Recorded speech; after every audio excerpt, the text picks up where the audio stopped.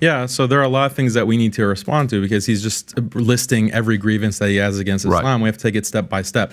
But just on this point of violence, I think Jake makes really the crucial point. It's that Jesus, according to the Christian belief, Jesus is the God of the Old Testament.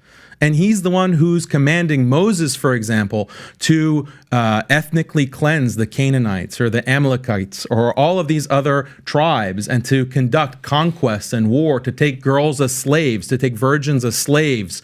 This is in the Old Testament, sure. So Christians have to deal with that moral problem. A lot of Christians, unfortunately, they just throw the Bible under the bus. And, how is that justified? But it's not just the Old Testament. It's also the New Testament. The New Testament also endorses slavery.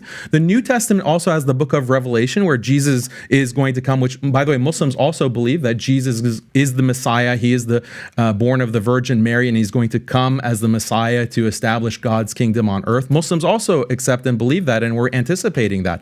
But he's going to be very violent. It's going to be a very violent affair, and that's in the Muslim tradition and the Hadith, and it's also in the book of Revelation. So Jesus is also very violent. And then finally, you have canon law. You have the church tradition. So if Robert wants to denounce canon law, because when you have canon law, it has slavery, it has a marriage age of 12 years old in canon law, it has punishments for blasphemy, it has even, striking the wife, the disobedient wife. That's found in canon law from Gratian.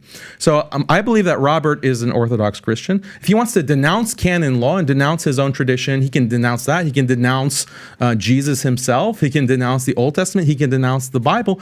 The New Testament, that's fine. That's fine. He says that, our religion adapts, our religion changes. But that's actually the problem, Patrick. When we're talking about wokeism, when we're talking about if you can say that, that's the Old Testament is for those times, it's not applicable now, right? That's the argument. The violence, the killing of blasphemers, that's for old times. We've changed, but Muslims are not willing to change.